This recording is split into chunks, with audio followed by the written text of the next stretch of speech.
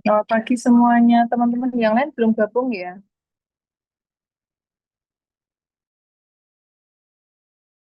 Pagi dokter. Izin dokter untuk kelompok B7, izin untuk tutor, begitu dokter. Harusnya yang di kelas ini berapa totalnya? Seharusnya 112 dokter. Nah itu, ini baru 71 loh. Teman-temannya diinfo suruh segera gabung nggak? Baik dokter.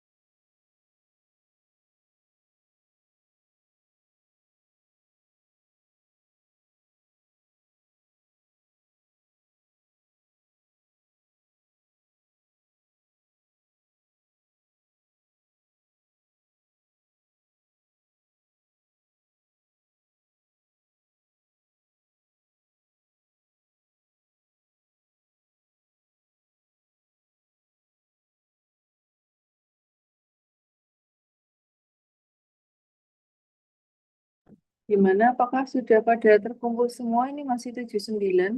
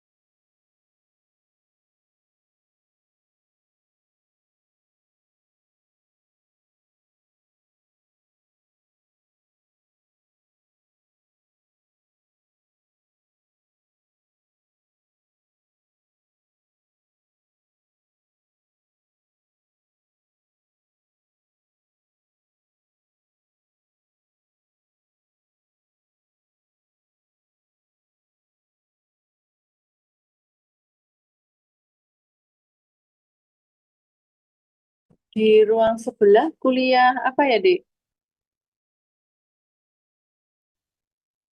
Untuk kelas A sedang kuliah kewirausahaan, dokter.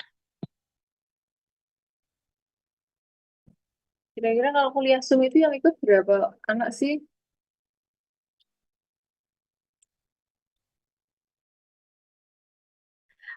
Izin dokter, ini sudah saya infokan untuk segera join. Eh, Apabila dokter mau memulai terlebih dahulu, tidak apa-apa, dokter.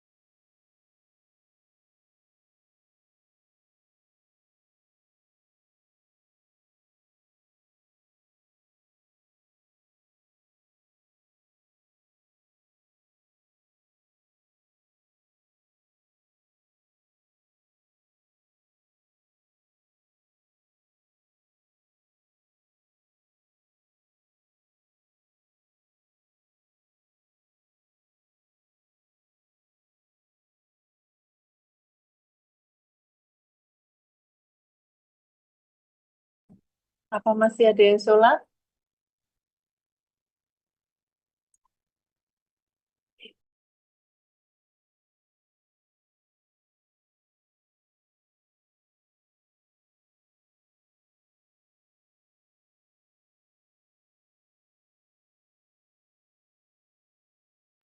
Seharusnya tidak, dokter.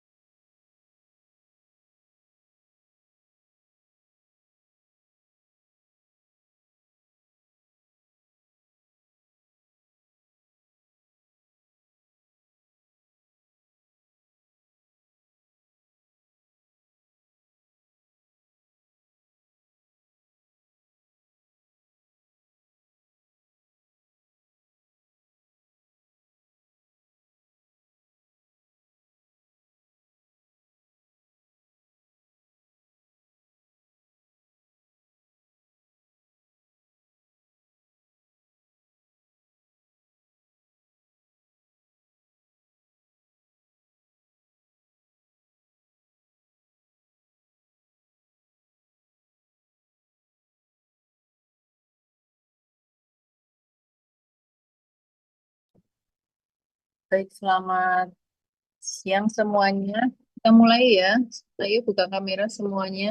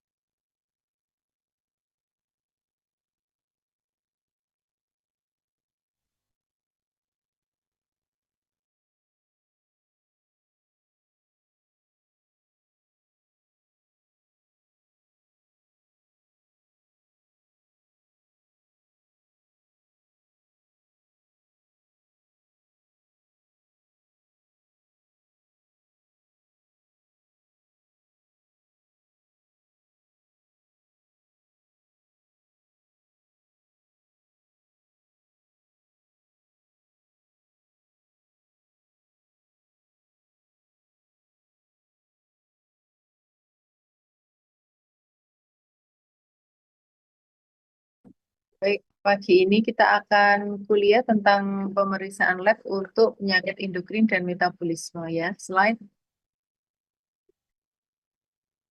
Jadi nanti kita akan pelajari tentang pemeriksaan yang terkait penyakit endokrin, baik itu di hipotalamus, hipofise, gonad, adrenal, sampai tiroid, paratiroid, dan pankreas. Slide.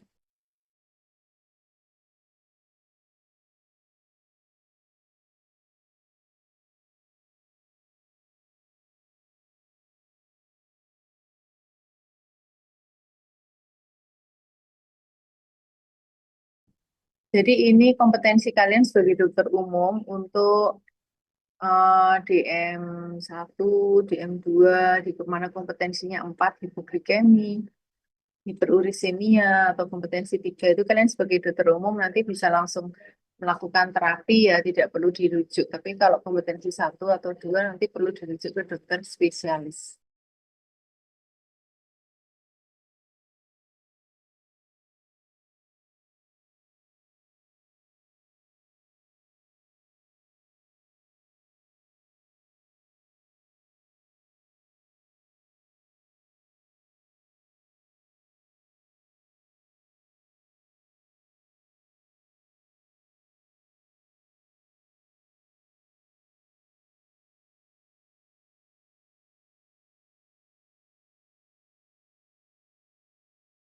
Slide,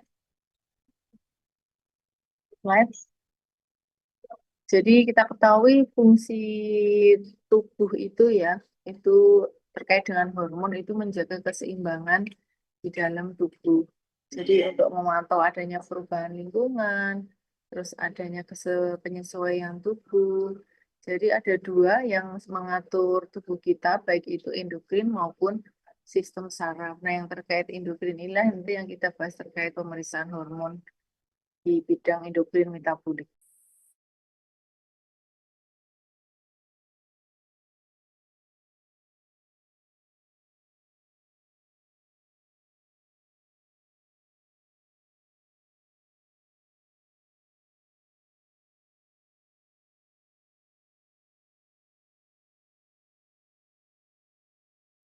Ya, slide.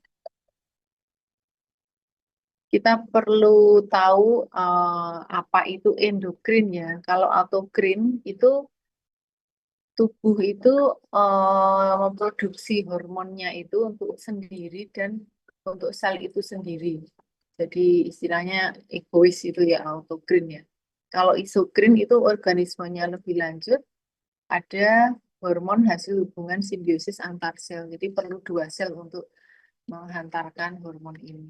Nah, parakrin itu hormonnya dibuat oleh sel yang spesifik untuk sel di dekatnya. Jadi nggak bisa kejauhan gitu, selnya jauh-jauh gitu, nggak bisa. Nah, endokrin ini dihasilkan oleh sel spesifik, tapi bisa untuk sel lain melalui media cair. Nah, kalau di tubuh ini yaitu di darah.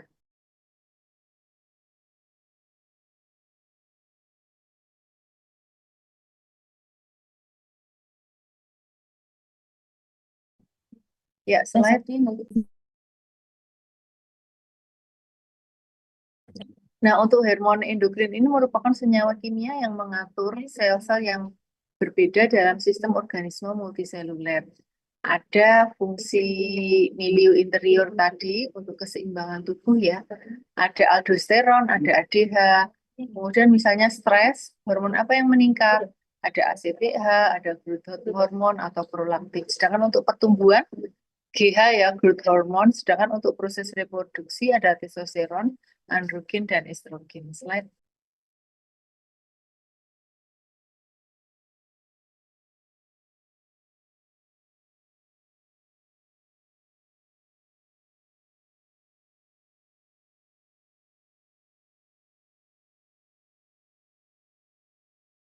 Nah, untuk hormon itu sendiri ada struktur kimiawinya.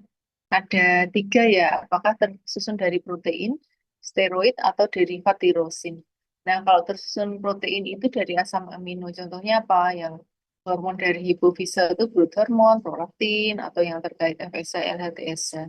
Kalau di pankreas, insulin. Sedangkan kalau steroid itu dari reaksi enzimatik dengan kolesterol sebagai bahan dasarnya. Ini contohnya apa? Testosteron, estrogen, atau kortisol. Sedangkan kalau derivat tirosin, ini dari turunan tirosin ya atau fenilalanin. Contohnya apa? Contohnya katekolamin dari medula adrenal dan hormon tiroid ada tiroksin, tireodotironin, seperti itu. Slide.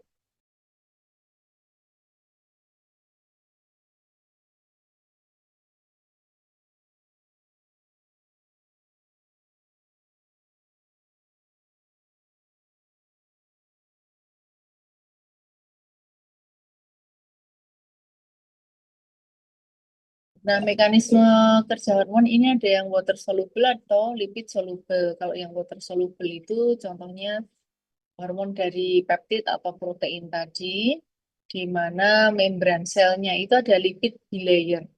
Jadi bagaimana mekanisme hormon yang water soluble? Ya karena water soluble ini kan dia ada lipid bilayernya. Dia tidak bisa menembus sel. Jadi hormon itu harus ada reseptor di membran. Dan apabila ada kerusakan reseptor, maka bahan tersebut dapat masuk ke membran. Nah, setelah terikat, maka reseptor ini akan memacu second messenger.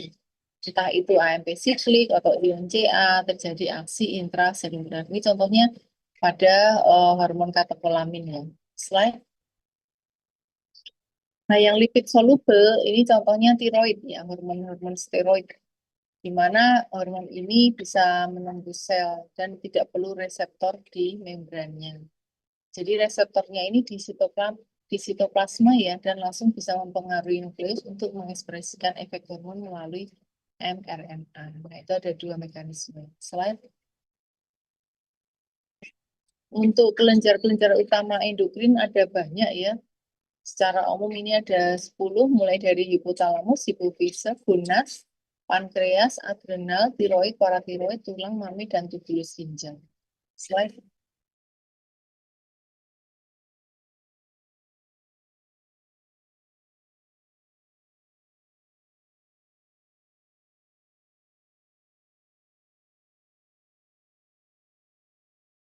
Nah, kalau kita lihat poros hipotalamus, hipofise, kelenjar endokrin target, ini bisa kita lihat dari gambarnya ya, ada aksi feedback mekanisme dan proses antara hipotalamus, hipofise, dan target organ itu ada keseimbangan. Jadi kalau di hipotalamusnya naik, dia akan memacu peningkatan produksi, baik itu nanti yang di pituitary atau yang di target organ. Sehingga apa?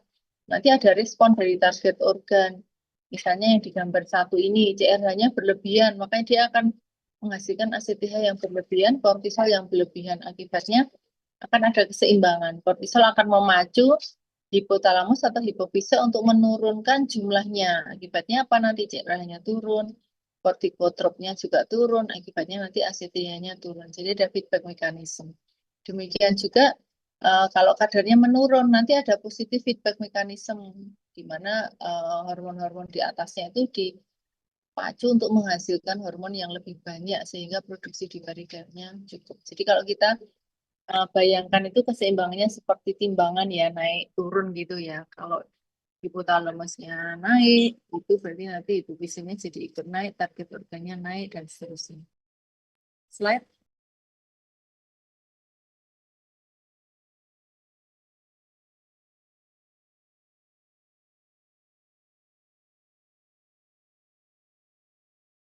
Nah, untuk hormon peptida ini ada releasing hormon, ada inhibiting hormon. Untuk releasing hormon ini ada TRH, GnRH, dan CRH. Kalau TRH itu apa? Itu merupakan suatu tripeptid ya, di mana hipofise itu akan mengeluarkan TSH, jadi dari tiroid nanti ya. Kemudian kalau GnRH, gonadotropin, nanti akan mengeluarkan FSH dan LH. Sedangkan kalau CRH, kortikotropin, itu nanti akan mengeluarkan ACTH. Jadi ini sudah pakemnya ya, nggak bisa nanti TRH mengeluarkan FSH gitu, itu nggak bisa. Sudah sesuai jalur aksisnya. Sedangkan ada juga hormon yang menghambat, namanya inhibiting, istilahnya nanti mengerem ya. Contohnya ada dua, somatostatin, ini untuk mengerem pengeluaran GH. Jadi misalnya ada pasien-pasien dengan adenoma, secreting growth hormone, nanti dia jadi gigantisme gitu ya, jadi giant, badannya besar gitu ya. Nah, nanti perlu ada hormon yang menghambat, namanya somatostatin. Biar apa ya? Biar nggak tinggi manusianya itu, biar nggak kelebihan. Kemudian ada juga dopamin, ini fungsinya mengerim prolaktin. Jadi ini salah satu-satunya hormon ya yang dari amin biogenik dari hipotalamus. Jadi misalnya prolaktinnya berlebihan gitu ya, kan ada juga itu adenoma misalnya. Nah, dopaminnya diharapkan berfungsi untuk mengerem produksinya. Tapi kalau produksinya berlebihan ya dopamin ini juga nggak akan bisa mengurangi jumlah prolaktin kalau memang adenomanya ini secreting berlebihan. Slide.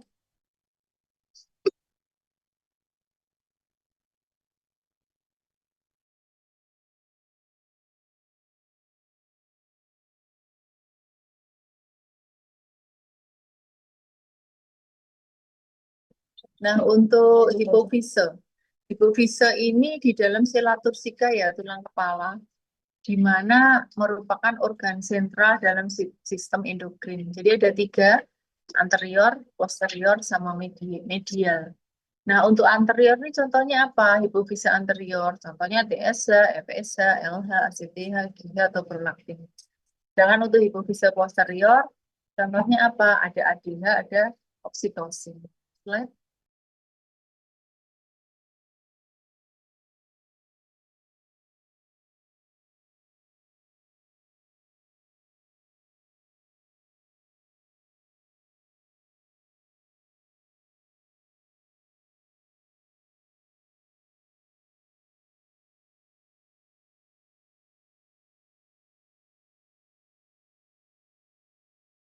Jadi cara penilaiannya untuk hipofise anterior secara umum dari tubuh ya. Jadi kalau tubuh kita tuh tumbuhnya normal, oh berarti hipofise anteriornya normal gitu ya.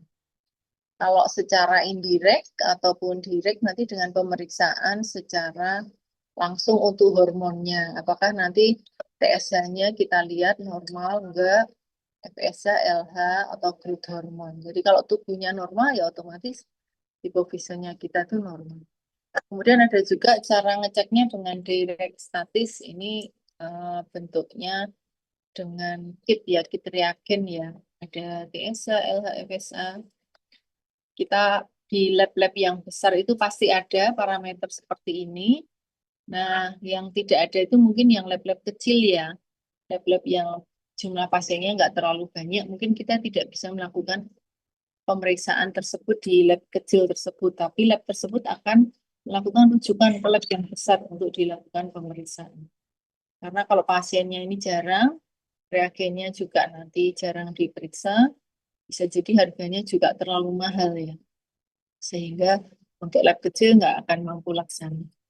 Terus ada juga direct dengan cara perlakuan, misalnya disuntik TRH agar muncul TSH, disuntik GnRH agar muncul FSH-LH, atau dengan stimulasi glukosa ini untuk growth hormone. Nah, untuk yang penilaian hipofise posterior dengan apa? Bisa dengan immunoassay, sama seperti pemeriksaan di lab ya, dengan reagen. Atau kalau indirect dengan water deprivation test. Dilihat kepekaan plasmanya dan caranya dengan pantang puasa makan minum selama 8 jam. Nanti dilihat apakah berat badannya menurun atau enggak. Kalau berat badannya menurun sekitar 3% maksimalnya, maka nanti akan memacu peningkatan osmolalitas urin lebih dari 600 mmol per kilogram atau osmolalitas plasma kurang dari 300 mmol per kilogram. Slide.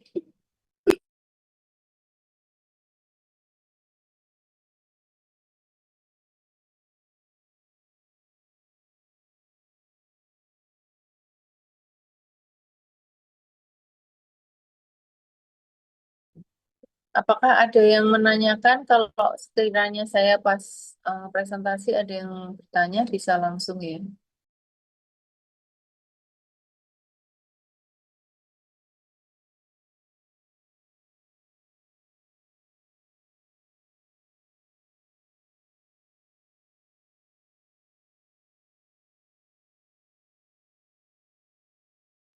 Nah, untuk siklus lab, kita harus tahu fase-fasenya ya, karena kita bahas bahas terkait lab cycle. Ada fase pra-analitik, analitik, dan fase analitik. Bagi kita, ketiga fase di lab ini harus dilakukan dengan baik dan benar. Karena kalau kita ingin hasil lab yang benar, kita harus memastikan sampel yang masuk di lab itu benar. Jangan sampai sampel salah, karena nanti sampai ke belakang menyebabkan hasil labnya juga akan mengalami kesalahan. Nah, yang kesalahan terbesar itu adalah fase pra-analitik, bisa sampai 75%. Kesalahannya meliputi apa? Misalnya dokter yang melakukan permintaan, identifikasi pasien, flebotomi, pengambilan sampel, sampai ke proses pengiriman sampel.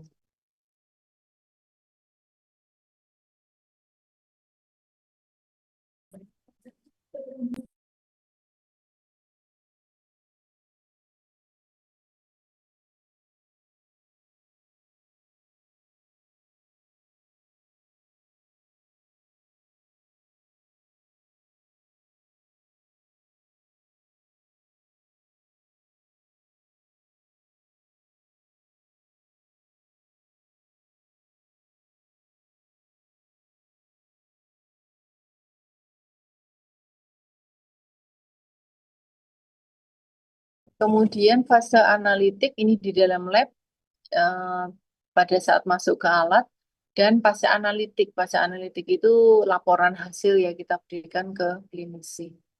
Slide.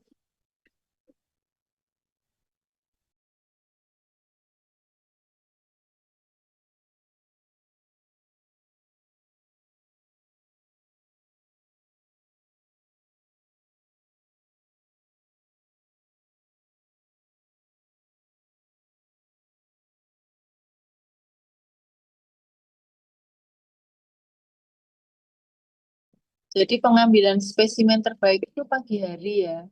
Pagi hari setelah bangun tidur karena kondisinya basah. Bukan pas sore hari atau siang ya atau malam ya. Karena kan itu kita sudah bekerja hampir 12 jam. Nanti akan mempengaruhi metabolisme tubuh, makan juga mempengaruhi gitu ya. Terus lebih baik puasa kalau memang nanti pemeriksaan labnya dibutuhkan puasa sekitar 12 jam atau 8 sampai 12 jam sebelumnya. Tidak boleh aktivitas berat, istirahat secukupnya. Terus yang penting juga bagi kita adalah pemberian informasi. Misalnya, oh ya tadi habis minum obat ini, tadi habis transfusi, tadi habis injeksi apa, atau saya ada perdarahan, saya ada apa, itu harus diinfokan ke laboratorium karena itu nanti bisa mempengaruhi hasil lab. Slide.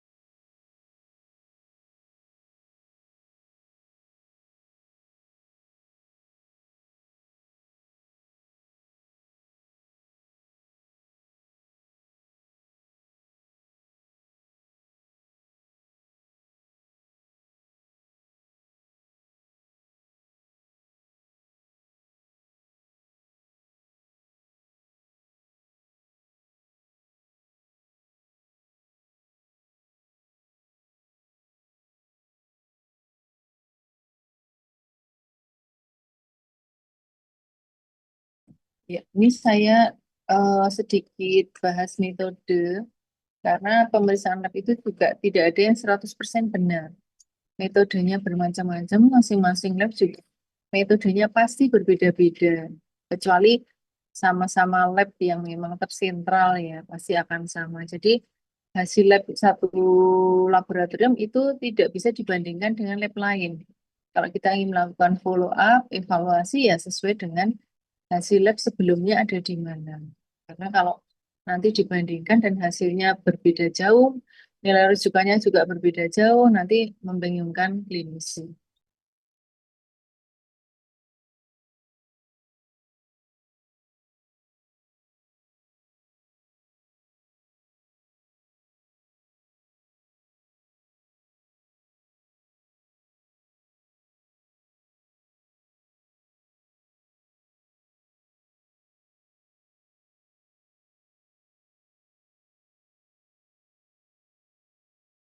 Nah, untuk yang immunoassay ini ada yang berlabel dan tidak berlabel, ada macam-macam ya, dengan metodenya sendiri-sendiri. Nah, untuk yang pemeriksaan imun ini sekarang sudah sampai generasi keempat dengan spesifitas yang semakin baik, dengan sensitivitas yang baik juga. Semakin mahal atau semakin tinggi metode atau generasi alatnya, maka semakin spesifik hasilnya, semakin berkurang interferensi atau gangguan-gangguan yang bisa mempengaruhi hasil imunisasi. Slide. Nah, untuk ELISA, ya, enzim link immunoassay, di sini merupakan prinsip reaksi antigen antibodi. Jadi nanti ada penambahan. Tergantung kita mau mencari antigennya atau kita mau mencari antibodinya.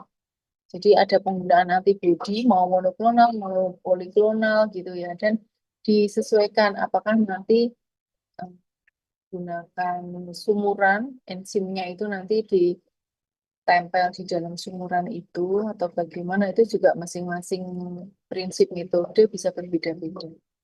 Kemudian nanti akan ditambahkan substrat dan dibaca optical density-nya dengan panjang gelombang tertentu sesuai dengan masing-masing metode alat yang dilakukan pemeriksaan. Dan untuk ELISA ini juga ada yang kompetitif, ada yang non-kompetitif, ada yang same gate, seperti itu dengan masing-masing prinsip dari alat. Slide.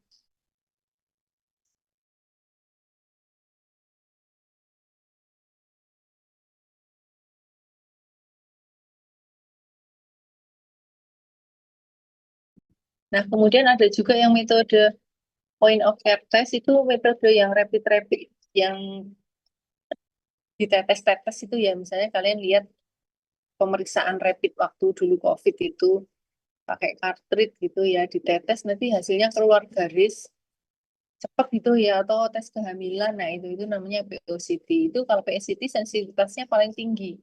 Dia lebih bagus untuk screening, tapi tidak untuk diagnostik. Nah, yang untuk diagnostik itu sesuai gold standarnya.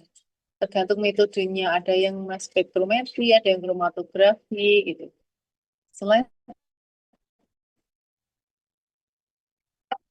kemudian ada juga yang pemeriksaan hormon yang secara free, contohnya tiroid itu ya, ada free T4, free T3, atau misalnya PSA, itu ada free PSA, atau testosteron, ada free testosteron. Jadi kalau penggunaan free itu yang diperiksa dia yang bebas, tidak terikat dengan protein atau albumin atau globulin binding proteinnya. Jadi kalau kita menggunakan yang total, itu ada risiko kadar labnya itu nanti bisa meningkat palsu kalau total proteinnya tinggi. Atau kalau misalnya pasien dengan kadar albumin rendah, ya bisa jadi nanti eh, hasil free atau hasil total ya, yang total tadi total T4 atau total T3, kalau kadar proteinnya rendah juga bisa nanti hasil totalnya rendah. Sedangkan kalau free ini tidak dipengaruhi oleh thyroid binding globulin misalnya. Sehingga apa? Sehingga bisa digunakan, bisa merepresentasikan kadar di dalam tubuh yang sebenarnya.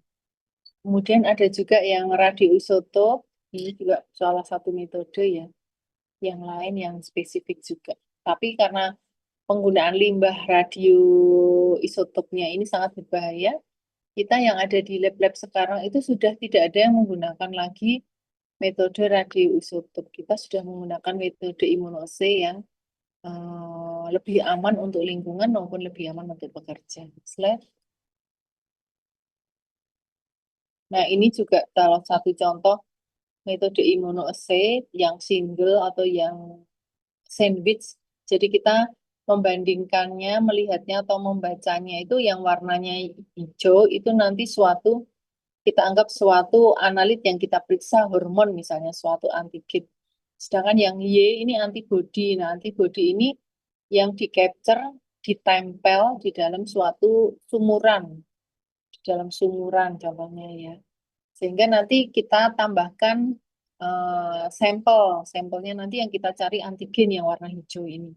Kemudian nanti ada ikatan antara antigen antibodi yang diharapkan ya yang hijau ini berikatan dengan yang Y ini. Kemudian ada juga antigen yang menggunakan label. Menggunakan label itu yang warna abu-abu. Warna abu-abu dengan pucuk merah ini. Nah, kalau dia kompetitif, nanti setelah dicuci hanya ada tinggal antigen sama antibodi yang terikat ini. Ya, nanti yang diperiksa adalah antigen antibodi yang berlabel. Karena kompetisi menunjukkan nanti kalau kadar yang diperiksa ini ikatan antigen antibodinya tinggi, maka kadar sampelnya itu adalah rendah. Karena dia modelnya kompetisi. Ada juga yang metode imunoassay yang non kompetitif. Ya, kalau non kompetitif ya ikatan antigen antibodi itu yang nanti kita periksa. Nah, kalau sandwich itu artinya double ya, kayak kita bayangin roti sandwich gitu ya. Jadi ada antibodi yang di capture di sumuran, ada antigen yang kita periksa, nanti kita tambahkan antibodi yang berlabel lagi. Jadi ikatannya double antibodinya. Itu nanti yang kita periksa. Semakin tinggi label, yang merah-merah ini kita anggap label ya, maka semakin tinggi kadar hormon yang kita periksa. Slide. Kemudian ada juga interferensi nih hati-hati. Kadang pasien dengan suplemen vitamin B7 misalnya, itu bisa menyebabkan negatif palsu atau positif palsu tergantung metode labnya. Sehingga yang harus kita sampaikan ke pasien ya paling nggak harus di stop dulu karena kalau tidak nanti mengganggu pembacaan. Jadi kalau ada hasil lab yang terlalu tinggi, terlalu rendah, nggak sesuai klinis, kalian perlu konsultasi dengan dokter spesialis PK yang ada di lab tersebut. Diskusikan ya, karena kita dokter itu tim tidak saling menyalahkan, tidak saling menjelekkan, tidak saling mematikan profesi dokter. Nah, kita harus diskusi, bisa via WA, via telepon, sehingga nanti jelas apa penyebabnya kalau misalnya ada false tinggi atau false rendah pada pasien tersebut. Ada juga penggunaan hormon steroid, pemeriksaan hormon steroid yang terkendala karena penggunaan obat kortikosteroid. Nah, itu juga harus hati-hati. Karena nanti bisa memacu positif palsu atau bisa memacu hasil yang tidak sesuai tergantung dari penyakitnya. Sehingga kita sarankan apa? Ya, ganti metode atau periksa ke lab yang metodenya beda dengan lab yang nomor satu, seperti itu. Slide. Kemudian ada juga interferensi yang lain. Misalnya ada penyakit asal, genetik asal pasien ya. Misalnya pasien dengan familial dysalbuminemia atau suatu hipertirosinemia gitu ya. Di mana itu juga bisa memacu gangguan hasil atau substansi yang lain. Ini juga kita harus pastikan penyakitnya apa. Contohnya non-thyroidal illness. Penyakit-penyakit yang bukan tiroid itu bisa memacu gangguan tiroid.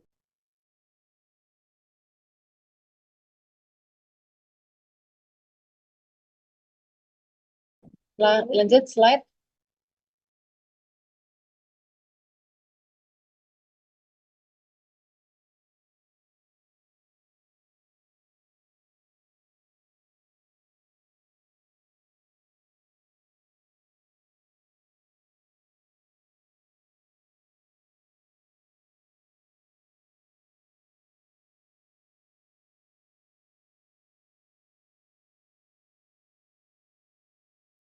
Jadi kalau interferensi yang lain tuh high dose hook effect. Ada ekses antigen atau antibodi, tergantung. Eksesnya itu kalau antigen menyebabkan hasil yang false. Demikian juga kalau terlalu banyak antibodi itu juga nggak bagus. Contohnya di gambar ini ya, kita periksanya yang warna bulatan hijau ya, yang digambar metode sandwich. Akhirnya, karena banyak yang menempel antara sampel dengan antibodi yang berlabel, setelah itu dicuci. Nah, akhirnya yang menempel itu cuma satu, yang gambar C ini, yang saya kotak ini ya. Akibatnya nanti hasilnya false low.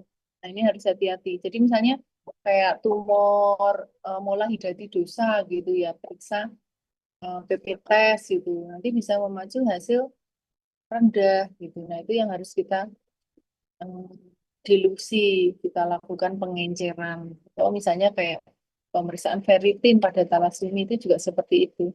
Ferritinnya terlalu tinggi bisa jadi hasilnya tuh malah rendah. Dikiranya normal, padahal sebenarnya dia tinggi, tapi karena terlalu banyak, ekses malah menyebabkan hasilnya palsu. Atau mungkin ada hama, human anti-animal antibody ini juga sama. Misalnya ada pasien yang memelihara kucing, memelihara tikus, atau memelihara rabbit gitu ya, atau kuda. Nah, kebetulan reagen yang digunakan ini dia terikat atau terbuat gitu ya, terbuat dari salah satu komponen horse kuda. Itu bisa memacu kondisi positif palsu ya. Tergantung, tergantung eh, metode yang digunakan juga. Contohnya yang ini, yang gambar kedua ini. Harusnya ikatannya yang antibody yang Y tadi sama antigen yang hijau ini diperiksanya dua, tapi kemudian ada hama. Hama itu yang warna orange, yang kecil orange itu ya. Itu padahal bukan sampel yang kita inginkan. Tapi karena dia bisa mengikat ya antara antibodi yang tercapture dengan antibodi yang berlabel, menyebabkan seolah-olah kadarnya tinggi, padahal sebenarnya enggak. Padahal sebenarnya hasilnya normal. Ada beberapa pasien yang seperti itu. Makanya klinis pasien itu tetap harus dipastikan kira-kira klinisnya apa agar hasilnya tepat.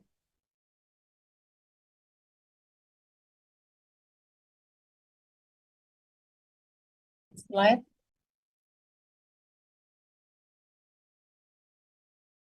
Nah, ini ada reaksi silang ya. Reaksi silang misalnya kita minum obat-obatan, hati-hati juga. Obat-obatan nanti contohnya yang bisa mempengaruhi reaksi silang itu kalau fludrocortison ini misalnya yaitu dia bisa 36,6% memacu kondisi pasien. Slide. Kemudian kita juga di lab kita lakukan validasi udah rutin. Jadi kalau ada dokter yang mempertanyakan, ah ini hasil lab tidak valid, nah itu harus dikonfirmasi ke labnya tersebut karena selama ini kita melakukan pemantapan mutu eksternal, pemantapan mutu internal untuk memastikan metode valid, akurat, spesifik, dan hasilnya nanti tepat untuk pasien. Slide.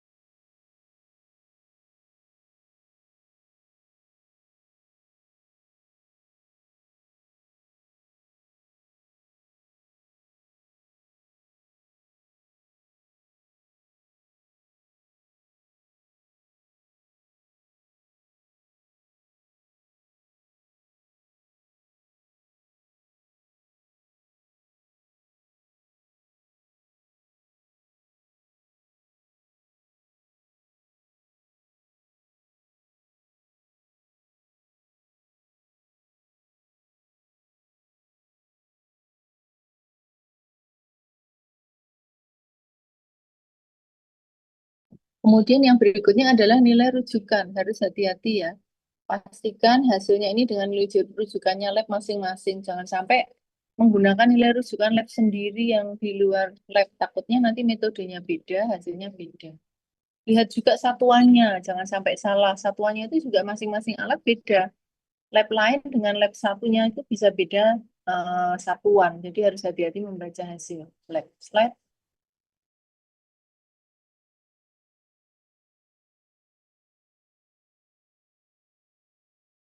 Kemudian kita masuk ke masing-masing kadar hormon untuk reproduksi. Jadi kapan kita melakukan pemeriksaan FSH? Nah, kalau pada wanita itu untuk kita melihat perkembangan folikel ovarium. Kalau untuk laki-laki ya spermatogenesis ya. Di mana nanti pada dewasa dia paling tinggi itu pada fase, kalau kita lihat ya, fase folikuler ya. Tapi kemudian dia pada mid cycle itu bisa naik 2 sampai 3 kali, hati-hati. Kemudian nanti fase luteal itu bisa sama atau lebih rendah. Kalian nanti baca kembali ya pada saat siklus menstruasi yang digambar pojok kanan ini ya. Jadi dimulai dari fase menstruasi, kemudian folikular fase, di mana nanti FSH-nya akan mulai naik. Nah, pada fase ovulasi, kelihatan sekali FSH-nya naik, kemudian LH-nya juga naik, tapi kemudian ada fase luteal. Nah, luteal ini progesteron yang naik, yang lainnya akan menurun. Seperti itu ya. Nah, ini disesuaikan dengan juga apa? Menopause atau enggak, pubertas atau enggak. Karena kalau nanti semakin menopause, FSH-nya itu bisa makin naik dibandingkan yang perimenopause. Kemudian ada juga pemeriksaannya. Nah, ini pemeriksaannya pakai serum, nanti bisa dilakukan di lab rujukan ya. Nilai rujukannya masing-masing lab berbeda-beda. Slide.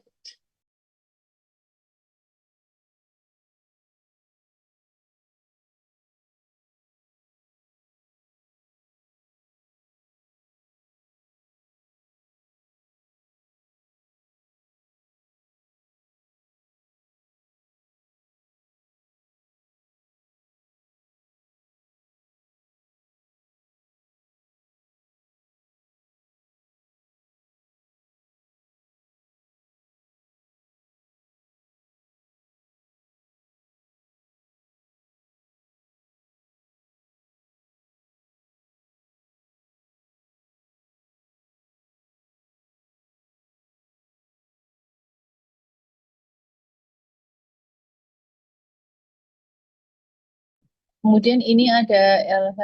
LH itu untuk pembentukan sekresi progesteron pada korpus luteum yang difasilitasi LH. Di mana nanti LH ini memacu lady testis ya untuk sintesis dan sekresi testosteron. Ada juga perbandingan LH dan FSH karena ini fungsinya untuk memacu perkembangan folikel ya. Kita nanti bisa lihat misalnya pada PCOS.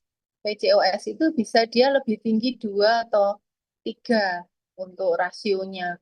Tapi ada juga sebenarnya yang normal ya. Tapi secara umum itu ada peningkatan rasio LH banding FSH pada PCOS dibandingkan dengan yang normal.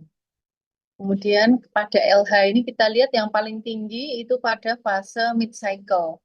Jadi kalau kalian melakukan pemeriksaan hormon itu harus ditanya ke pasiennya pada wanita terutama ya. Ini fase mens atau fase ovulasi atau fase setelah mens atau fase sebelum mens itu harus dipastikan. Karena lab nanti bisa memberi nilai rujukan yang berbeda-beda. Jadi harus dipastikan sejak awal sehingga nanti bisa memberi info ke lab tersebut menyesuaikan nilai rujukannya dengan fase menstruasi dari pasiennya. Slide.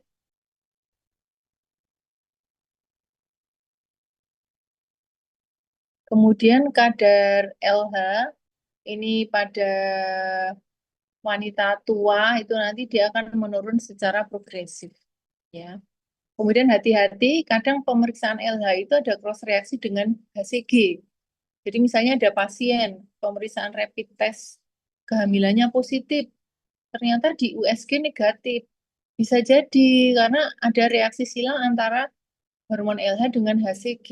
Contohnya pada penyakit tromboblastik atau kanker testis itu pada laki-laki ya. Atau pasien hamil dikiranya hamil ternyata enggak.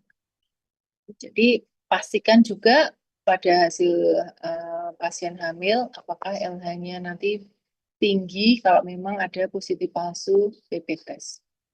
Kemudian ini kapan dilakukan pemeriksaan LH pada wanita, misalnya dia meningkat pada amenorre, menopause, PCOS. Tapi nanti kalau pada insufisiensi hipotalamus hipofise atau pada anoreksia nanti bisa menurun.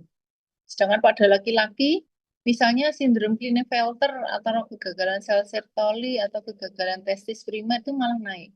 Tapi kalau hipogonadisme sekunder, testosteronnya juga rendah, maka kadar LH-nya ini juga menurun. Slide. Sampai jam berapa nanti, Dek? Sampai jam 14.40, dokter. Oh iya.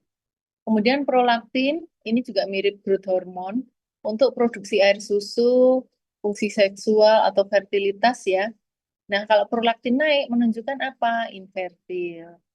Kemudian wanita yang tidak menyusui itu nanti kadarnya itu prolaktin akan normal sekitar 2 sampai 3 minggu setelah melahirkan, kecuali menyusui ya, maka dia akan tinggi. Nah, hati-hati kalau prolaktinnya tinggi banget ya mungkin ada adenoma bisa sampai 200 ini ya atau lebih dari 200. Nah, itu harus dipastikan mungkin ada tumor sekreting prolaktin ya. Kemudian pada pasien hipotiroid juga hati-hati bisa false. Maksudnya prolaktinnya juga ikut tinggi gitu ya. Jadi kita harus pastikan kalau tes prolaktin, pastikan fungsi tiroidnya normal atau tidak. Slide. Kemudian ini estron, ada estron itu ada S1 ya, nanti ada E2, ada E3. Untuk estron S1 kita jarang melakukan pemeriksaan ya. Misalnya pasien obes gitu tuh kita cek estron gitu juga jarang. Nah, pada wanita kadarnya lebih tinggi dari estradiol untuk estron ini pada wanita dengan estrogen oral ya karena penggunaan obat ya. Terus kalau ada gangguan metabolisme gitu juga ceknya estron. Atau mungkin ada kanker itu juga ceknya estron, tapi jarang sekali diperiksa. Slide. Yang paling sering itu adalah eh, setelah ini. Slide. Estradiol E2. Jadi relatif konstan kadarnya, tidak seperti hormon yang lain. Kemudian kalau ada variasi disfungsi, misalnya pubertas dini, amenorre, tidak mens, atau menopause, itu yang sering diperiksa estradiol ini. Atau juga misalnya mengetahui ada infertilitas, atau setelah induksi ovulasi, misalnya pada klinik bayi ingin punya anak gitu ya, itu yang dicek ini adalah I2 atau estradiol. Slide. Kemudian untuk pengukurannya hampir sama ya, ini juga tergantung dari masing-masing lab. Nah, yang untuk Estrio E3 ini untuk pengujian genetik prenatal, misalnya ada fetal aneuploidy atau eh, kehamilan lanjut. Nah, itu bisa pengukurannya Estrio. Slide. Untuk progesteron itu bisa memastikan ya misalnya ada implantasi. Implantasi itu ada tambah bayi ya. Ada bayi, nanti kadarnya bisa naik. Kapan kita cek progesteron, misalnya pastikan ini ovulasi enggak sih gitu. Karena kalau ovulasi kan progesteronnya rendah, tapi nanti setelah ovulasi kalau ada implan baru naik. Jadi bisa memperkirakan fase-fasenya, terus memantau efektivitas induksi ovulasi pada terapi bayi ingin punya anak yaitu ya.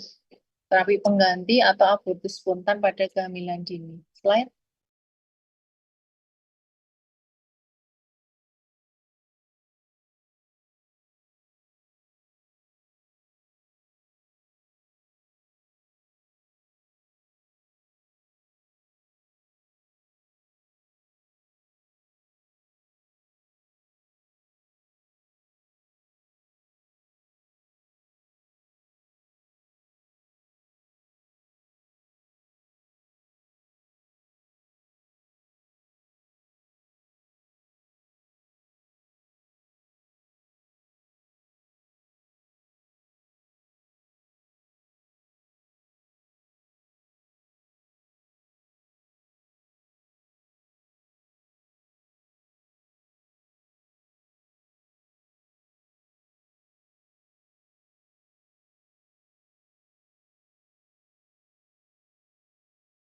Kemudian progesteron.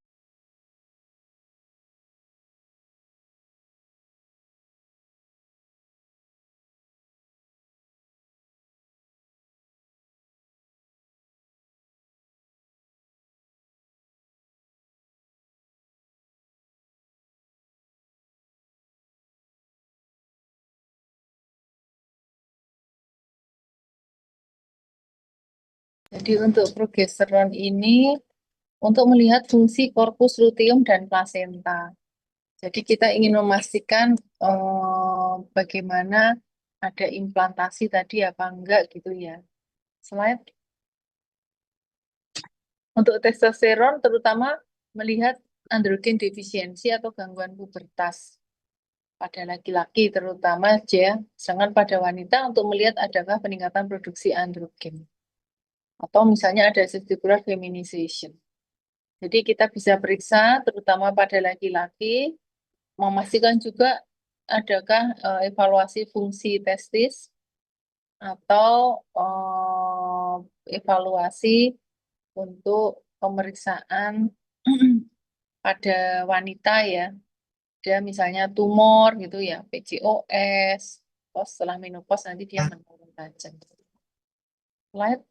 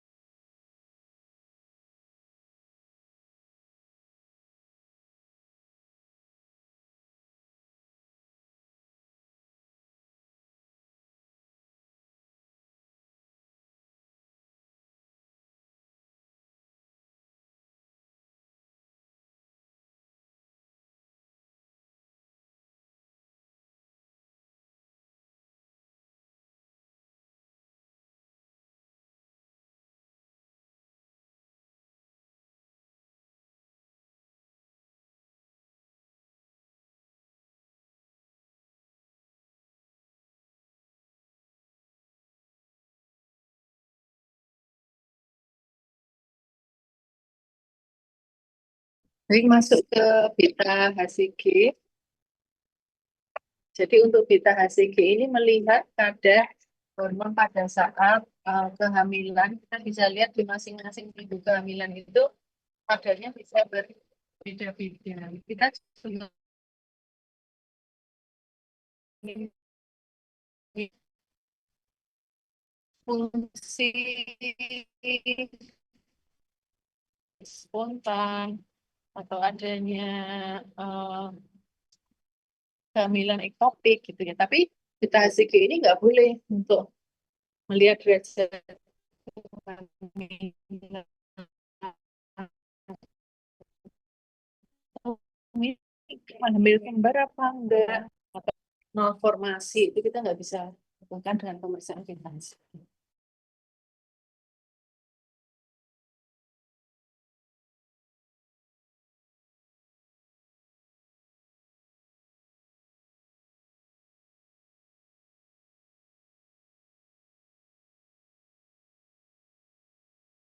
Ya, slide.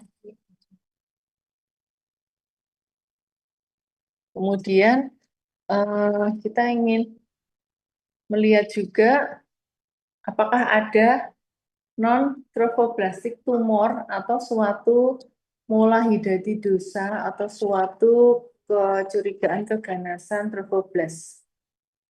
Kita bisa pastikan dengan beta HCG dan kadarnya kalau ada tumor dia akan meningkat tajam. Ya.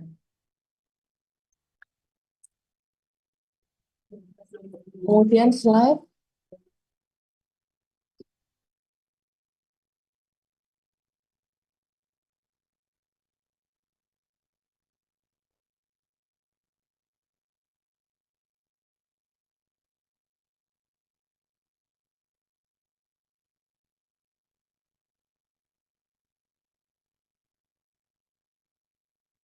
Kemudian tumor atau masa hipofise.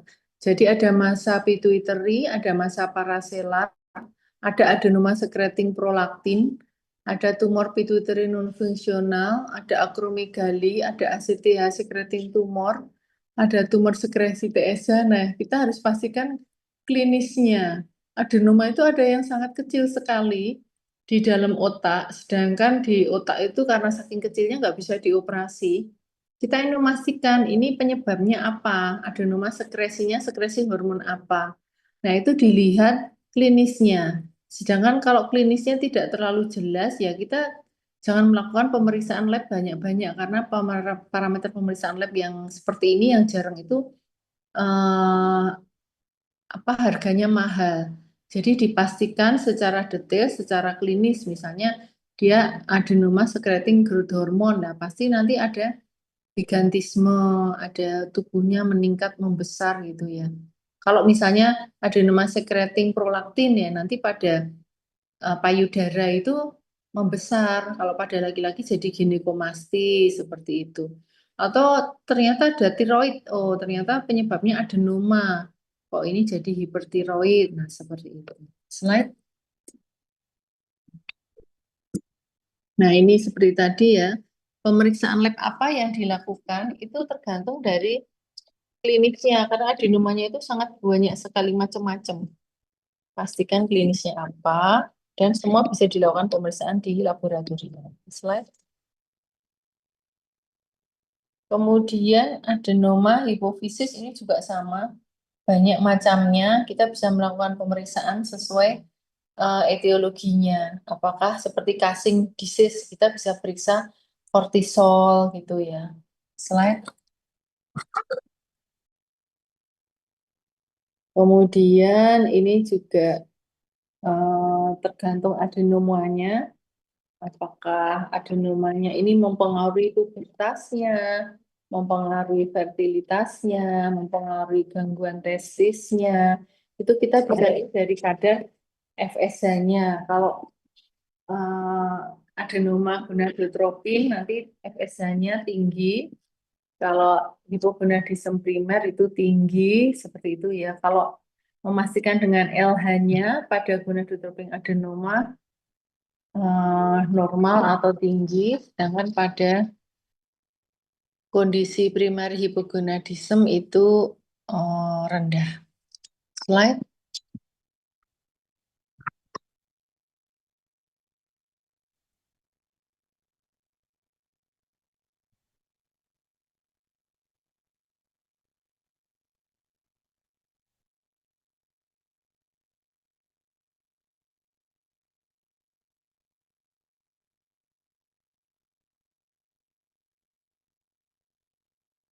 Kemudian growth hormone.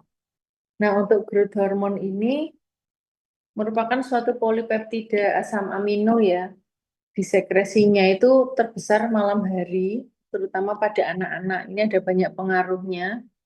Kalau growth hormone meningkat, terutama pada pasien-pasien DM, nanti bisa memacu peningkatan kortisol.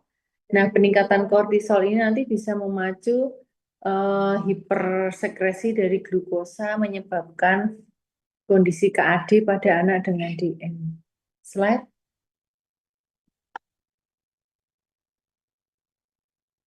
Ini contohnya akromegali.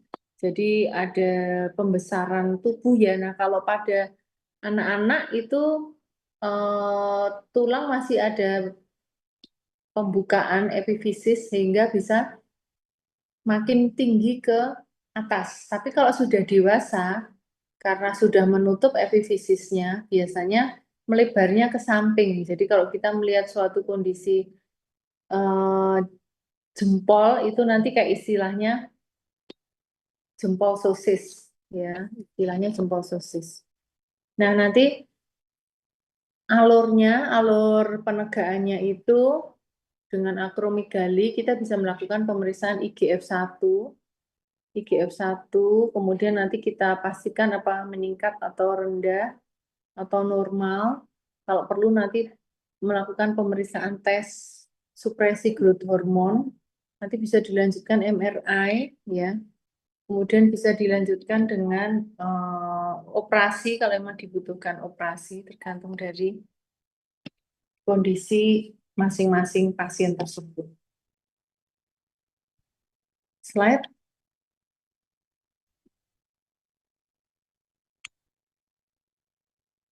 Kemudian ini juga masih sama untuk kondisi ekses dari growth hormone. Slide. Nah, prolaktinoma, ya prolaktinoma itu adenoma secreting prolaktin. Nanti pemeriksaan yang bisa dilakukan dengan prolaktin apabila meningkat 50% itu pada pasien akromegali ya harus hati-hati karena mirip molekul growth hormone dengan prolaktin. Nah, kalau normal palsu atau dia terlalu tinggi ya karena high dose hook effect, kita dari lab biasanya melakukan pengenceran. Kalau tinggi palsu, tadi bisa karena high molecular weight atau meningkat pada tumor TSH secreting adenoma secreting TSH. Jadi pastikan klinisnya juga ya, klinisnya dari adenoma secreting prolaktin. Slide.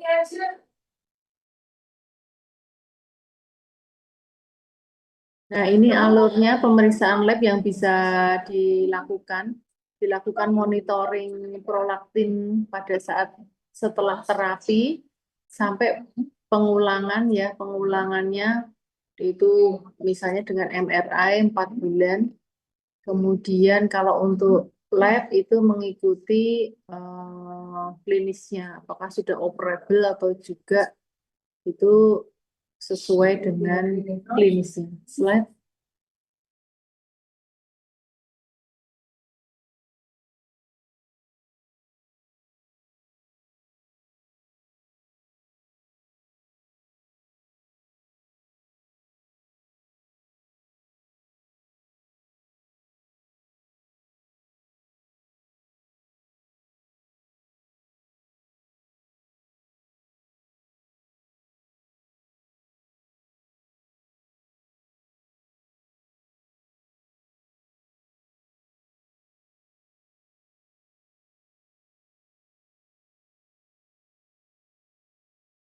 Kemudian ke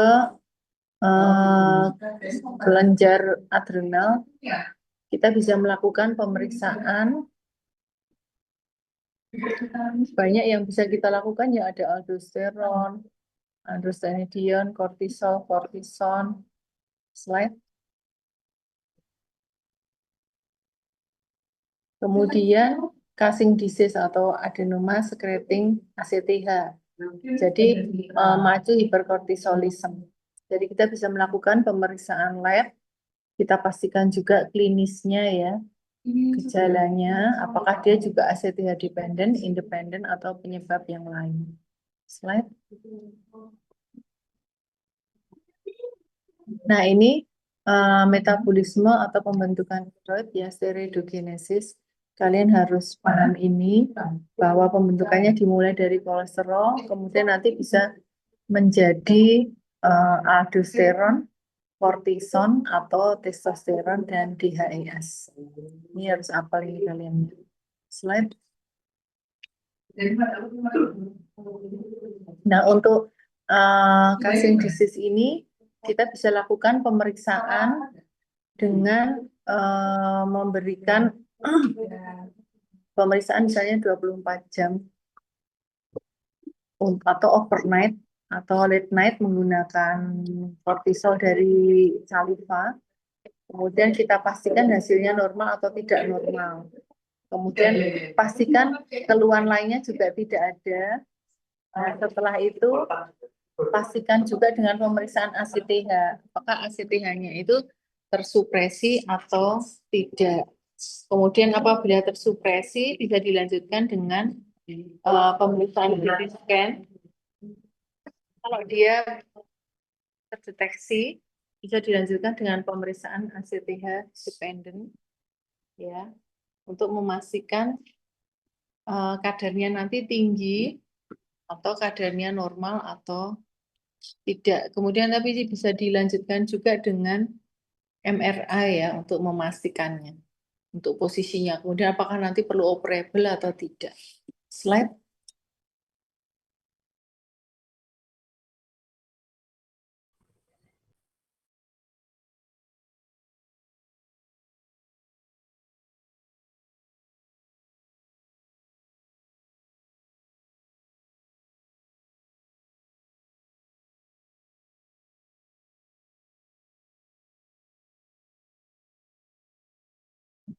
Kemudian yang berikutnya defisiensi glukokortikoid. Kita bisa melakukan pemeriksaan lab menggunakan profil kimia yang rutin ya, misalnya dengan elektrolit, natriumnya, kaliumnya, kemudian enzim transaminase, SGOT, SGPT, kemudian mineralokortikoid dengan penggunaan renin, atau kita uji aksisnya, misalnya kita periksa aksis dengan pemeriksaan kadar kortisol atau ACTH. Kemudian ada juga autoimun Addison disease, kita bisa periksa autoantibody 23 hidroksilase. Slide.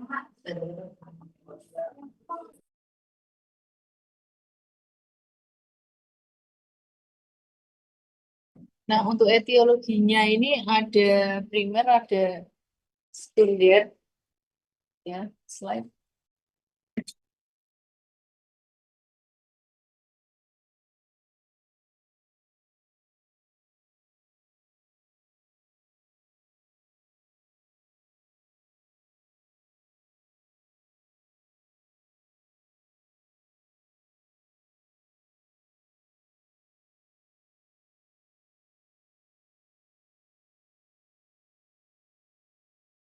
Baik, kita masuk ke hormon tiroid.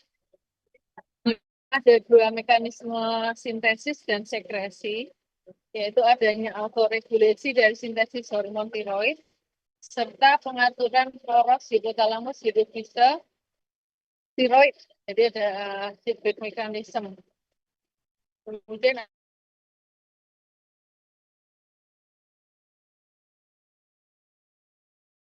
pada ketiga. Kemudian ada juga fungsi tiroid. Jadi kalau kita membahas tiroid ini juga hampir sama dengan hormon yang lain. Apabila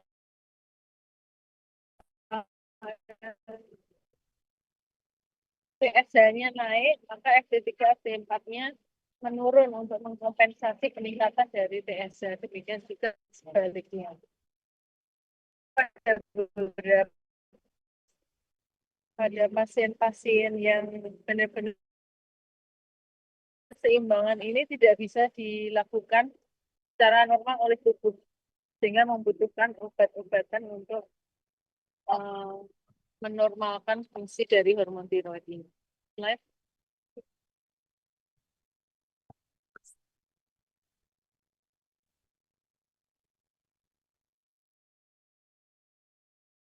Nah, fungsi hormon tiroid ini dari ujung kepala sampai ujung kaki ya. Untuk energi, untuk proliferasi sel, aktivitas enzim, kemudian proses metabolisme dari tubuh, untuk pertumbuhan, untuk perkembangan mental, saraf, kemudian motilitas usus, pencernaan, jantung gitu. Sehingga apabila kalian menemukan pasien yang sepertinya kalau dari ujung kepala sampai ujung kaki ini sakit semua, itu jangan langsung terburu-buru misalnya, wah ini suatu autoimun seperti itu, jangan ya. Autoimun itu penyakit yang paling terakhir yang harusnya menjadi diagnosis akhir setelah semua penyakit itu dieksklusi atau disingkirkan. Ada aritmia gitu ya, jangan langsung, wah ini penyakit jantung, langsung dipegang jantung. Tidak, kalian harus memastikan aritmianya ini apakah ada hubungannya dengan gangguan tiroid. Jadi, lakukan screening tiroid terlebih dahulu sebelum melakukan diagnosis definitif agar tidak terjadi kesalahan terapi. Ya, misalnya sudah kebacut di terapi jantung 4 tahun, 5 tahun nggak membaik, baru dicek tiroid, oh ternyata sakit tiroid. Ya, jangan, kasihan pasiennya. Kalau misalnya udah didiagnosis autoimun 4 tahun, 5 tahun, ternyata sakit tiroid. Nah, itu ya.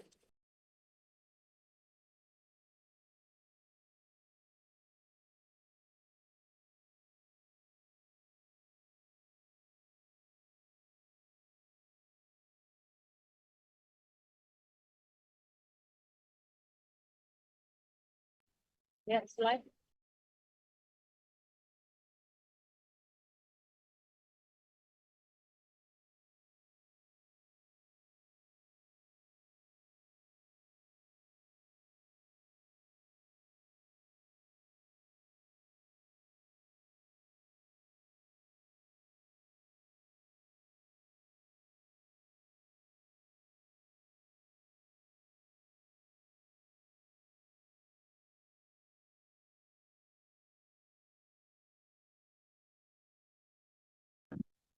Ini suatu sintesis hormon tiroid. Jadi ada mekanisme trapping, oksidasi, coupling, storage, proteolisis, dan releasing. Jadi trapping ini masuknya iodida dan natrium yang akan mengaktifkan pompa Na ke ATPase. Kemudian nomor 2 lanjut dengan oksidasi.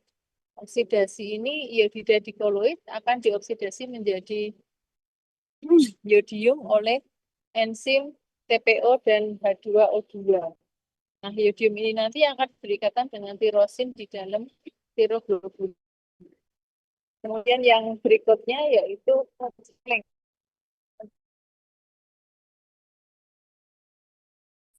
Itu akan di molekul tiroglobulin akan dikatalisir oleh enzim TPO.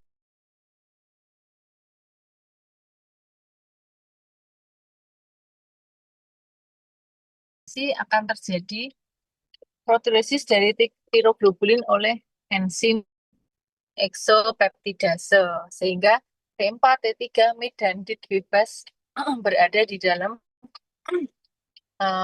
sitoplasma sel folikel.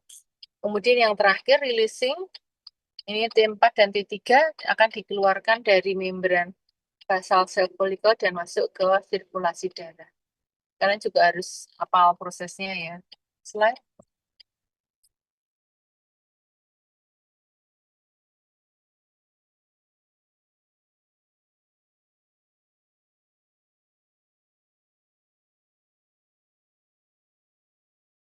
Kemudian disfungsi tiroid ya, yang paling sering apa?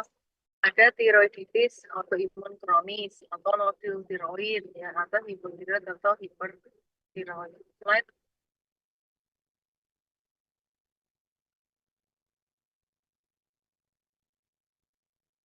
Pemeriksaannya apa? Yang jelas kalau memang tubuhnya normal ya berarti tiroidnya secara umum normal, kecuali nanti ada kondisi subklinis.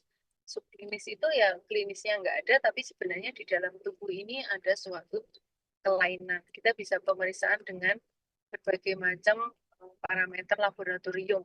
Kalau pengaruhnya terhadap hormon, terhadap jaringan, ya dari pemeriksaan sederhana kita bisa memperkirakan ada gangguan tiroid atau tidak. Misalnya trigliserid, kolesterol, OTPT, LDH, kriat, ALT.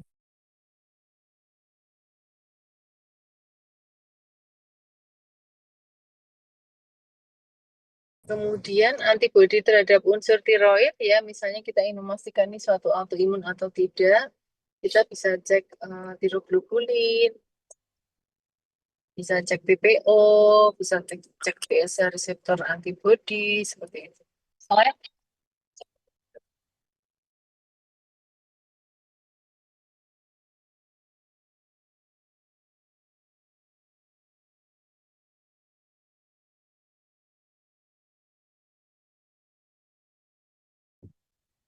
indikasinya, jadi pada bayi baru lahir ini wajib ya diperiksa ya, sekarang sudah menjadi program pemerintah. Sedangkan kalau yang lain-lainnya itu yang wajib seperti tadi misalnya ada gangguan jantung, ada penyakit tiroid keluarga, itu juga relatif ya bisa dilakukan pengecekan kalau memang ada klinis ke arah gangguan tiroid. Kemudian misalnya ada penambahan pengurangan berat badan yang tidak jelas, itu juga bisa dilakukan pemeriksaan tiroid. Slide. Pemeriksaan yang sering dilakukan apa? TSH, FT4, dan FT3. Slide.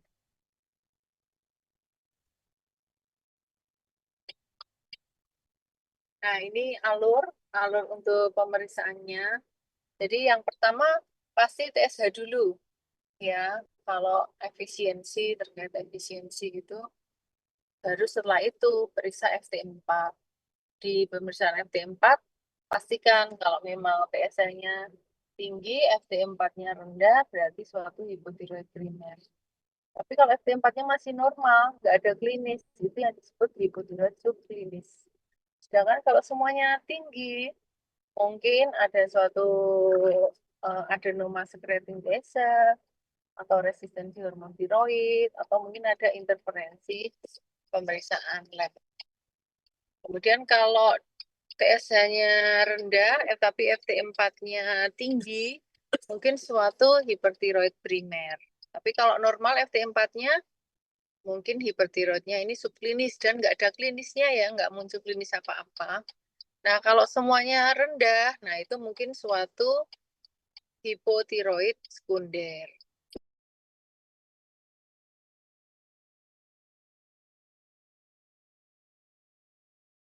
Slide.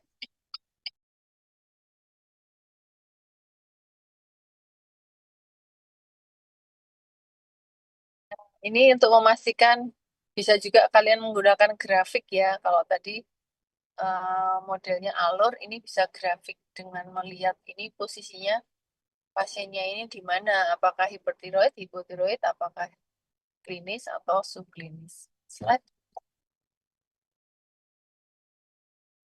Nah, kalau pasien sudah dilakukan terapi, kadang klinisi itu bingung kok hasil lab tiroidnya itu jadi amburadul, jadi kacau. Apa yang bisa kita pegang itu sesuai dengan jenis peningkatan hormonnya. Misalnya pada hipertiroid itu yang meningkat adalah FT4, maka pemeriksaan lab yang bisa digunakan untuk memastikan kondisinya itu adalah FT4. Tapi kalau hipotiroid, hipotiroid itu yang tinggi TSH ya. Nah, untuk evaluasi yang dilihat adalah parameter TSH-nya seperti itu. Tapi itu juga tidak 100% benar juga, tetap harus dipastikan terapinya, jenis terapinya, lama terapinya, karena hasil lab tiroid itu nanti bisa cepat banget berubah sama seperti pemeriksaan tekanan darah yang naik turunnya cepat. Slide. Nah, ini juga statusnya kalian bisa menginterpretasikan ya. Slide.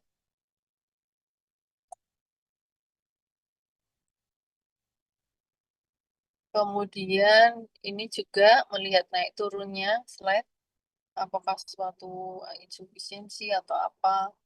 Nah, ini algoritma hipotiroid ya. Kalau ingin memastikan ini hipotiroidnya itu permanen atau normal atau tidak, ini ada alurnya. Slide.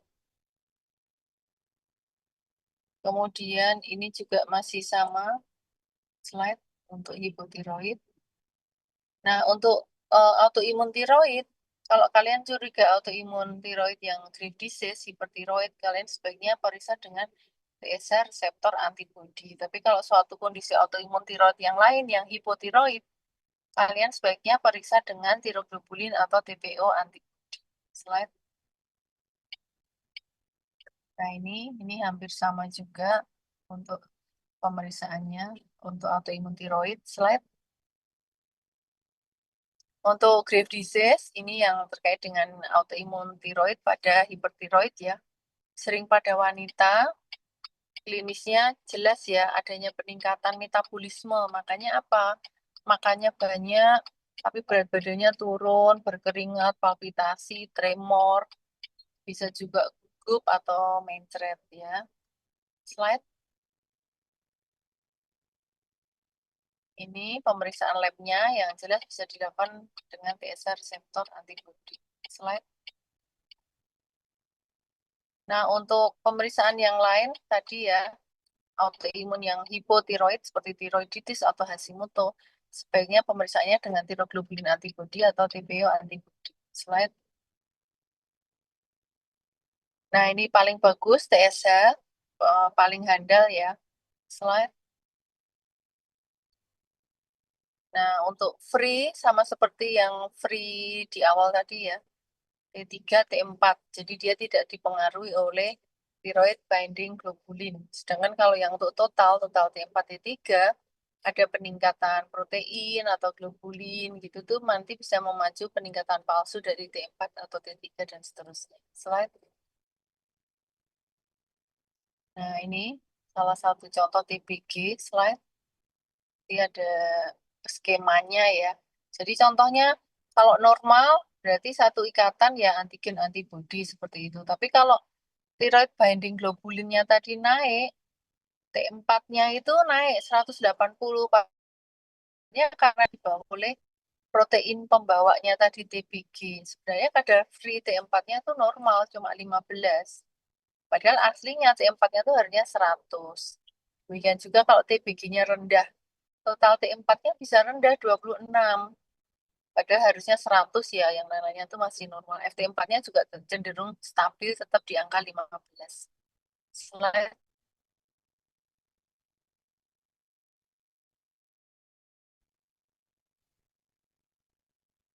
ini interferensi sama seperti tadi, slide.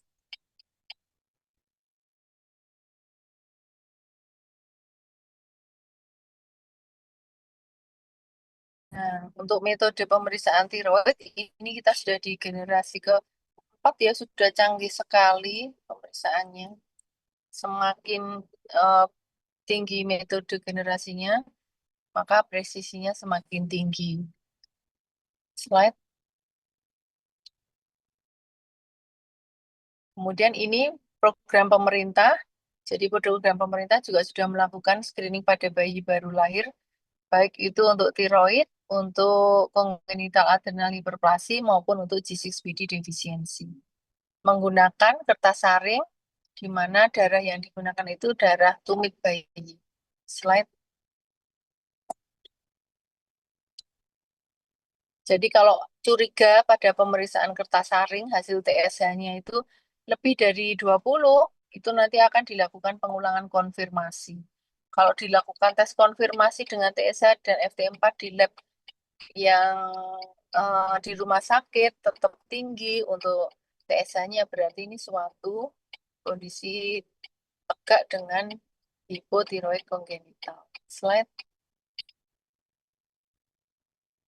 Demikian juga G6PD, ternyata hasil screening G6PD kurang dari 0,5 dari G6PD. Nanti kita rujuk, kita lakukan konfirmasi. Selain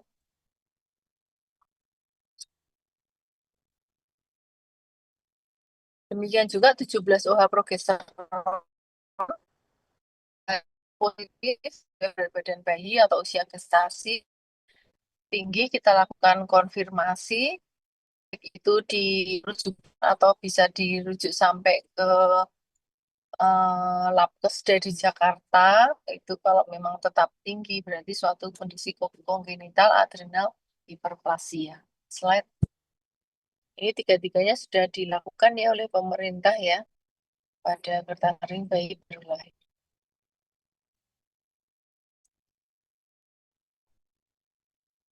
Nah, untuk gangguan paratiroid ini kalau kronis ya, karena hipoparatiroid berarti sekresi hormon paratiroidnya rendah.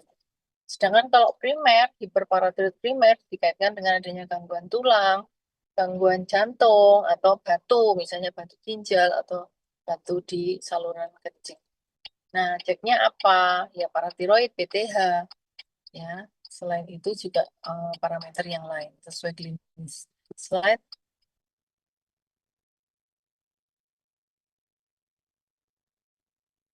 Ini juga alurnya, apakah dilakukan pemeriksaan PTH, kalau itu suatu kondisi primer atau sekunder atau dependent ya. Bisa dilakukan pemeriksaan kalsium urin juga 24 jam.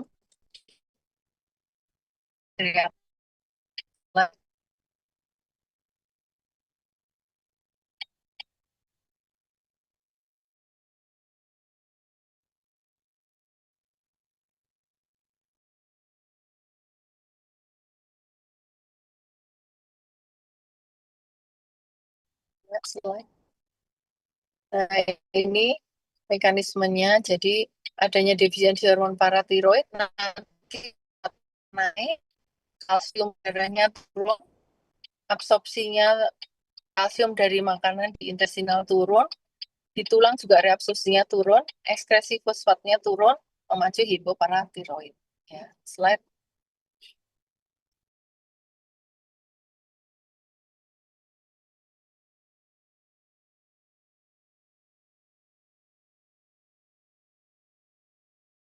Nah, masuk ke DM, pemeriksaan rutin ya, glukosa, urin, A1C.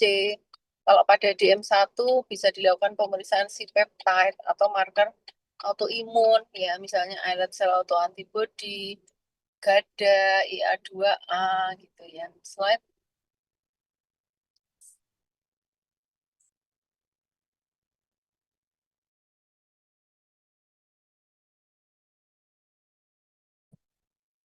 Sedangkan untuk memastikan hipoglikemi, bisa dilakukan puasa, baik itu semalam atau diperpanjang lebih 72 jam, atau uji supresi, atau uji stimulasi. Cuma memang ini kan kita mendeteksi adanya adenoma sekreting insulin, ya, atau insulinoma.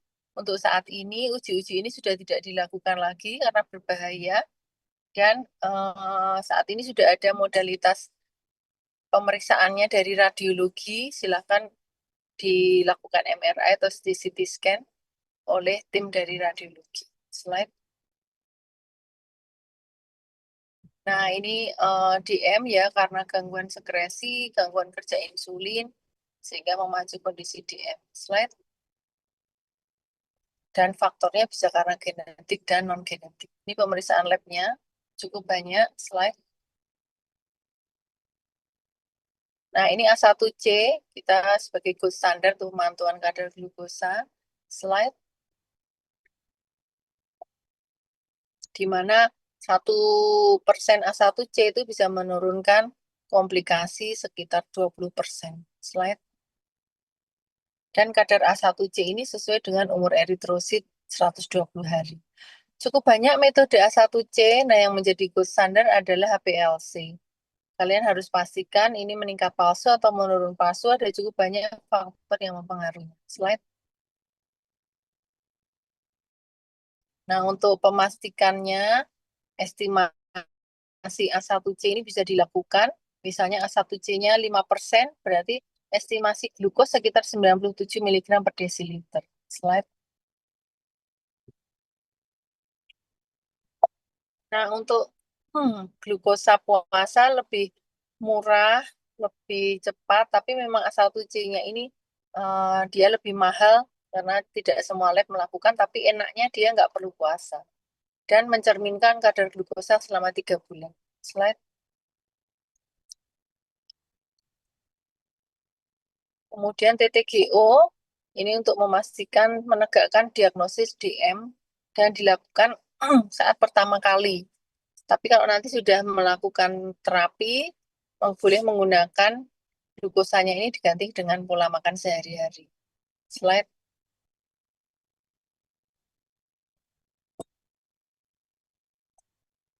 Nah, untuk diagnosis DM ini setiap tahun berubah-berubah. Kalian harus update terus ya, dari American Diabetes Association 2026 itu sudah muncul juga A1C 6,5, glukosa puasa 126, 2 jam PP 200. Sedangkan pre-DM ini kalau A1C-nya 5,7 sampai 6,4, glukosa puasa 100 sampai 125, dan 2 jam PP-nya 140 sampai 199. Slide. Dan ini alurnya, kita untuk DM1 kalian bisa lakukan pemeriksaan autoimun atau antibody, dan nanti bisa juga follow up-nya dengan C-peptide. Slide. Untuk DM tipe 2 terkontrol atau tidak terkontrol, bisa menggunakan kadar A1C 7%, kemudian 2 jam PP-nya di 180, glukosa puasanya antara 80 sampai 130. Slide. Ini untuk pemeriksaan labnya. Slide.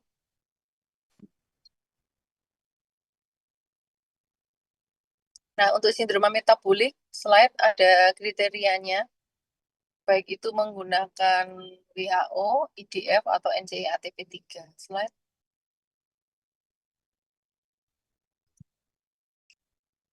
Ya, slide lanjut lagi.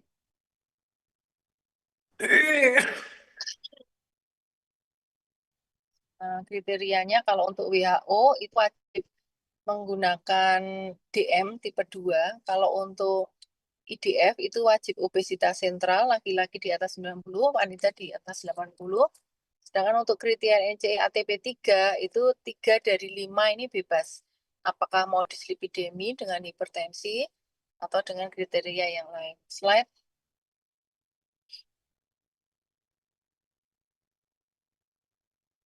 Nah, ini ya kriterianya cukup banyak. Slide. Bisa digunakan sesuai daerahnya masing-masing. Slide. Ini tadi ya untuk kriterianya slide cukup banyak kriterianya. Dan ini harus di stop. Kenapa? Karena obesitas ini memacu stres oksidatif. Dan stres oksidatif ini bisa memacu kondisi hipertensi, kondisi DM, kondisi hepatik steatosis, dislipidemi, aterosklerosis, dan lain-lain. Slide. Dan pemeriksaan labnya cukup banyak ya. TNF-alpha, PAI-1, activation. Sehingga apa simpulannya? Jadi pemeriksaan lab endokrin metabolik ini perannya penting banget karena pasiennya banyak tadi ya keluhan-keluhannya untuk mencegah morbiditas dan mortalitas. Prosedurnya pastikan baik itu mulai dari persiapan, teknik pemeriksaan, dan interpretasi. Oke, itu yang bisa disampaikan. Apakah ada pertanyaan? Silahkan.